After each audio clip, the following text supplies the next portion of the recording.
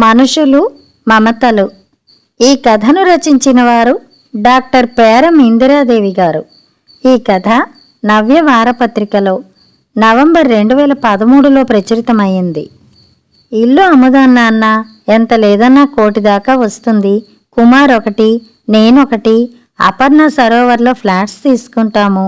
మిగతాది లోన్ తీసుకుని 25 దాకా రెంట్ వస్తుంది. దాంతో లోన్ కట్టుకుంటాం. చిన్న కొడుకు కమల్ మొదలెట్టాడు పాతపాటే. మీకిద్దరికీ ఇల్లు కొనిచ్చా కదా, ఈ ఇల్లు అమ్మే ప్రసక్తే లేదు. కోపం వస్తున్నా ఆపుకుంటూ నెమ్మదిగా చెప్పాను. మీరిక్కడ మేమక్కడ, మీ గురించి మాకక్కడ టెన్షను. ఇల్లు అమ్మితే నా దగ్గర కొన్ని రోజులు, అన్న దగ్గర కొన్ని రోజులు ఉండొచ్చు. ఏమి చేసుకుంటారు ఇంత పెద్ద ఇల్లు? చేసేవాళ్ళు లేరు. ఈ రోజుల్లో ఇండిపెండెంట్ హౌసు, గార్డెన్ మెయింటైన్ చేయడం ఎంత కష్టం. అవసరమా ఈ వయసులో? ఏదో గొణుగుతున్నాడు కొడుకు. చా, మనసంతా చికాగ్గా ఉంది. అక్కడి నుండి బయటికి వచ్చా. ఇలా మాట్లాడితే కొడుకులంటేనే అసహ్యంగా ఉంటుంది. వాళ్ళకి తెలుసు ఎంత కష్టపడి ఇల్లు కట్టుకున్నానో. వాళ్ళమ్మ జ్ఞాపకాల్ని ఈ ఇంటిలో వెతుక్కుంటున్నానని కూడా తెలుసు. అయినా ప్రతిసారి ఇదే చర్చ. వచ్చి మామిడి చెట్టు కింద కూర్చున్నా. ఈ చెట్టు అంటే రాజీకి ఎంతో ఇష్టం. ఇదే శేఖరన్న కోడూరు నుండి తెచ్చిచ్చాడు. బేనీషా జాతికి చెందిన ఈ చెట్టు ఎన్ని తీయని పళ్ళు కాసిందో. ప్రతిసారి మొదటి పండు శేఖరన్నకే ఇచ్చేవాళ్ళం. అన్న గుర్తొచ్చాడు. నిన్న చాలా నీరసంగా ఉన్నాడు. ఈ కొడుకు కోడలు వచ్చిన గొడవలో పడి ఆయన దగ్గరికే వెళ్ళలేదు. ముందు ఇంట్లోంచి బయటికి పోతే మనశ్శాంతి ఉంటుంది. లోపలికి వెళ్ళి చొక్కా తగిలించుకుని బయటపడ్డా. అన్న నన్ను చూసి హాయిగా నవ్వాడు.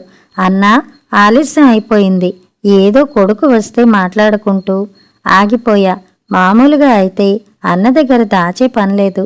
కానీ ఇప్పుడు ఆరోగ్యం బాగా లేనప్పుడు నా బాధ చెప్పి ఆయన్ని బాధ పెట్టడం దేనికని చెప్పలేదు. ఏమంటున్నారు కొడుకులు? ఇల్లు అమ్మి డబ్బులు ఇవ్వమంటున్నారా? హనుమంతుని ముందు కుప్పియంతులా నాలో నేను అనుకుని నవ్వి ఊరుకున్నా. వేణు ఎందుకో నిన్ను విడిచిపోతానేమో అనిపిస్తోందిరా అన్నాడు. అన్నా, వెళ్ళిపోవడం జరిగితే ఇద్దరం ఒకటేసారి. అన్నా, నన్ను రాజీ వదిలిపోయింది, నిన్ను వదిలిపోయింది. కానీ ఇప్పుడు నన్ను విడిచి నీవు, నిన్ను విడిచి నేను ఉండలేమన్నా అంటుంటే నాకు దుఃఖం వచ్చింది. పేద కుటుంబం నుండి వచ్చిన నేను రాజశేఖర్ అన్న అండదండలతోనే ఎదిగాను. నిజానికి ఆర్థికంగా అన్నకంటే ఎక్కువే ఎదిగాను. అన్న పరోపకారంతో సొంత ఇల్లు కూడా సంపాదించుకోలేకపోయాడు. కొడుకులిద్దరూ మళ్ళీ టీచర్లుగానే ఉండిపోయారు. వాళ్లకు అన్నలాగే పెద్దగా సంపాదన మీద మనసు ఉండేది కాదు. వాళ్ళ ఇష్టానికి వదిలేవాడు అన్న కూడా. ఎప్పుడూ ఇంటి నిండా మనుషులు. బావమరుదుల్ని, చెల్లెలి కొడుకుల్ని, స్నేహితుల కొడుకుల్ని చదివించడం ఆయనకే చెల్లింది. ఇంటిల్లి పాదికి చేసి పెట్టడం. ఎంతమంది చుట్టాలు హాస్పిటల్ పని మీదే వచ్చేవాళ్ళు వచ్చినా వాళ్ళకి వండి పెట్టడం ఆ మహాతల్లికే చెల్లింది. ఎంతో మందికి విద్యాదానం చేసిన ఆయన సంపాదించుకున్నది కేవలం మంచితనమే. ఆయన ఎప్పుడు ఏది కావాలని కోరుకోవడం నేను చూడలా. భర్త చనిపోయిన చెల్లెలు ఏదో వండి పెడితే తిని ప్రశాంతంగా కాలం వెళ్ళబుచ్చే అన్నకు బంధాలేవి బంధనాలు కాదు. కొడుకులు, కోడళ్ళు, మనమళ్ళు, మనవరాండ్రు అందరూ సెలవుల్లో వచ్చి ఆయనతో గడిపి వెడుతుంటారు. కన్నీళ్లతో మసకబారిన నా కళ్ళలో అన్న రూపం సరిగ్గా కనపడలా. వేణు, పెన్షన్లో డబ్బు మిగిలిందా? దాన్ని మన ఊర్లో మనం చదువుకున్న బడికి ఇవ్వాలని ఉందిరా. అన్నా, నీకు చెప్పే అంతటోణ్ణి కాను కాని పిల్లలకేమీ ఇవ్వకపోతివి. ఈ డబ్బులన్నా చెరికొంత ఇస్తే మేలు కదా. వాళ్ళకి మాత్రం పెద్ద ఉద్యోగాలున్నాయా? లేదురా, విద్య తప్ప వాళ్లకు నేను ఏమీ ఇవ్వదలుచుకోలేదు. నా చదువే నాకు ఆధారం అయింది. వాళ్లకు మాత్రం ఆ విద్య ఉద్యోగాలతో జరగదా? మన ఊర్లో బడి కూలిపోయే స్థితిలో ఉంది. మనకు విద్య నేర్పిన ఆ బడి ఇంకెంతో మందికి విద్యనివ్వాలి. నేనేమీ మాట్లాడలేదు. బడి ఉన్నా లేకున్నా మా ఊళ్ళో ఆ బడికి పోయేవాళ్ళు లేరు. ఉన్నవాళ్ళు పిల్లల్ని పెద్ద రెసిడెన్షియల్ స్కూళ్లలో చేర్పిస్తే మధ్యతరగతి వాళ్ళు దగ్గరి టౌన్లలో కాపురాలు పెట్టి పిల్లల్ని చదివించుకుంటున్నారు. కూలికి పోయేవాళ్ళు కూడా వ్యాన్లు ఉన్న స్కూళ్లకే పంపిస్తున్నారు. 2-3 విద్యార్థులు వస్తే టీచర్లు రారు, టీచర్లు వస్తే విద్యార్థులు రారు. అన్న సెలవుల్లో మా ఊరికి వెడుతుంటాడు కాబట్టి బడి పరిస్థితి పెద్దగా తెలియదు. పైగా అన్నకు ఆనందం కలిగించే వాటిలో మా బడి ఒక్కటే ఆయనకు సంతోషాన్ని కలిగించేది. ఏదో దాన్నే చేస్తుంటాను. విల్లు రాసేంత ఆస్తి నేనేమీ కూడబెట్టలేదు. నీ పేర చెక్కు రాసిస్తా, నువ్వే డ్రా చేసుకుని మన ఊరు వెళ్ళి మన బడి రిపేర్ చేసేదానికి పర్మిషను గట్రా సంపాదించి అంతా బాగు చేయించాలి. పోయినసారి ఊరికెళ్ళినప్పుడు బడి చూసి చాలా బాధేసింది. వణుకుతున్న చేతులతో చెక్ రాసి నా చేతుల్లో పెట్టాడు. నెమ్మదిగా చిన్ననాటి సంగతులు చెప్పుకొచ్చాడు. అన్న నాకంటే 7 ఏళ్లు పెద్దవాడు. దూరంగా వరసకి అన్న. నేను అన్నని ఎన్నో తరగతి అని అడిగేవాణ్ణి. బిఏ అని చెబితే మళ్ళీ బిఏ అంటే ఎన్నో తరగతి అని అడిగేవాణ్ణి. నా తల నిమిరి అన్న 13, 14 అని చెప్పేవాడు.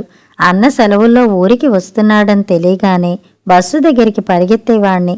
మా ఊర్లో అన్న మొదటి బిఏ. ఊర్లో చదువుకున్న పెద్ద హీరో నాగేశ్వరరావు, రామారావుల కంటే అందగాడు నా దృష్టిలో. ఈనాటికి ఆయన వదనంలో చెదరని ఆ దరహాసం, ఒక్క ముడత కూడా లేని ఆయన ముఖంలో ఎప్పుడూ విచారం అనేది ఎరగను నేను. ప్రతిదానికి తీవ్రంగా చెలించే నేను అన్న దగ్గరికి వచ్చి గోలంతా వెళ్ళగక్కితే చిరునవ్వు నవ్వి అంతా సర్దుకుంటుంది లేరా అనేవాడు. అన్నకు నిద్ర వస్తోందనిపించి ఇంటికి వచ్చా. అన్న పెన్షన్ డబ్బుల్ని కొడుకులు ఆశిస్తారేమో, వాళ్ళ ఆర్థిక పరిస్థితి ఎలా ఉందో ఒక్కోసారి అన్న కొడుకుల్ని అడిగితే పోలా అన్నకు నచ్చ చెప్పొచ్చు. పెద్దవాడు మధుకు ఫోన్ చేశా. మామూలు సంభాషణ అయ్యాక నాన్న దగ్గరున్న డబ్బుల్ని నాకిచ్చాడు. ఏమి చేస్తే బాగుంటుందిరా? నీ ఆర్థిక పరిస్థితి ఏంటి? నీకేమైనా డబ్బు అవసరముందా? అలాగే తమ్ముడు పరిస్థితి ఏంటి? మీరు మీ నాన్నలాగే తొణకరు బెణకరు అన్నా. లేదు మామా, నాకేమీ ఇబ్బంది లేదు. నా కొడుకులిద్దరూ బాగానే చదువుకుంటున్నారు. ఏదో తగిన ఉద్యోగాలు వస్తాయి. తమ్ముడికే 2 ఆడపిల్లలు. పెళ్లి చేయాలంటే అవసరం ఉంటుంది. వాడికి ఇవ్వండి. నాకు తెలిసి నాన్నకు ఆ డబ్బును ఇంకేదో చేయాలనే ఆలోచన ఉండాలే. మీరేమైనా నాన్నకు హితబోధ చేశారా అన్నాడు. అబ్బే, అదేం లేదురా. మీ నాన్న సంగతి తెలుసుగా. ఉక్కు. సరేరా, ఉంటా అని పెట్టేశా. అమ్మో, వాళ్ళ నాన్న భిలాయ్ ఉక్కు అయితే కొడుకు విశాఖ ఉక్కు. చూద్దాం చిన్నవాడేమంటాడో. రాణాకి ఫోన్ చేశా. హాయ్ మామా, చెప్పండి అన్నాడు ఉత్సాహంగా. సంగతి చెప్పా. ఆ డబ్బు సంగతి ఏమో మామా, నాన్నకి వేరే ఆలోచన ఉన్నట్టు చెప్పాడే, మదర్ తెరీసా ఆశ్రమం కోసమో. అలాగని మరి ఈ డెవలప్మెంట్ ఏంటో మరి. సరే గాని అన్న కొడుకు అమెరికా వెళ్లాలనే ఆలోచనతో ఉన్నాడు. అన్నేమో ఆలోచిస్తున్నాడు. వాడికి లోన్ కూడా వస్తుంది. కానీ కొంచెం మన దగ్గర కూడా ఉండాలి కదా. ఆ డబ్బు అన్నకి ఇవ్వండి, ఉపయోగపడుతుంది. నీకు ఆడపిల్లలున్నారు కదా, ఆలోచించు. ఈ రోజుల్లో కూతుర్లు కొడుకులు తేడా ఏమీ లేదు మామా. 2 బాగా చదువుకుంటున్నారు. ఉద్యోగాలు వస్తాయి. పెళ్ళిళ్ళకంటారా? ఏమీ ఇబ్బంది లేదు. ఆడపిల్లలకు ఎదురు కట్నం ఇచ్చే రోజులు వచ్చేలా ఉన్నాయి. No problem. అంత అవసరం వస్తే అన్న కొడుకులు మంచి ఉద్యోగాలు వస్తే వాళ్ళ చెల్లెళ్లకు సాయం చేయరా? అందుకని ఆ డబ్బును అన్నకి ఇచ్చేయి. తాపీగా వచ్చిన ఆ సమాధానానికి కాసేపు నా బుర్ర మొద్దుబారింది. ఎవరు చెప్పారు మానవ సంబంధాలు మరణించాయని? కాలమేదైనా, దేశమేదైనా, జాతి ఏదైనా మానవత్వం పూల తోరణంలా పరిమళిస్తూనే ఉంటుంది. సూర్యకిరణాల్లా ప్రకాశిస్తూనే ఉంటుంది. ఆ ముగ్గురి ఔన్నత్యం చూసిన నాకు నా కొడుకులకు ఏమి ఇవ్వాలో అర్థమైంది. నా ఆస్తిని ఏమి చేయాలో తెలిసింది. కథ సమాప్తం.